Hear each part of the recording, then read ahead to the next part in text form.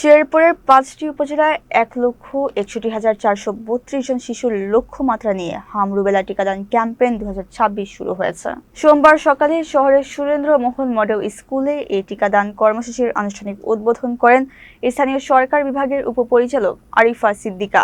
শেরপুরের civil surgeon doctor Mohammad শাহিনের সভাপতিত্বে অনুষ্ঠানে অন্যান্যদের মধ্যে উপস্থিত ছিলেন সমাজসেবক রাজিয়া সামাদ ডালিয়া, পরিবার পরিকল্পনা বিভাগের উপপরিচালক নিরঞ্জন বন্ধু দাম, অতিরিক্ত পুলিশ সুপার নাসরিন আক্তার ও শেরপুর প্রেস ক্লাব সভাপতি কাকুন রেজা। সিভিল সার্জন জানান, আগামী ১০ মে পর্যন্ত এই ক্যাম্পেইন চলবে। জেলার ৭৭৯টি শিক্ষা প্রতিষ্ঠান সহ মোট ১,৩৩৫টি কেন্দ্রে ৬ মাস থেকে ৫ বছরের কম বয়সী সকল শিশুকে এই টিকাদান প্রদান করা হচ্ছে। এর মধ্যে স্কুল পর্যায়ে ১৮,৬২১ জন এবং কমিউনিটি পর্যায়ে ১,৪২,৮১১ জন শিশু টিকার আওতায় আসবে।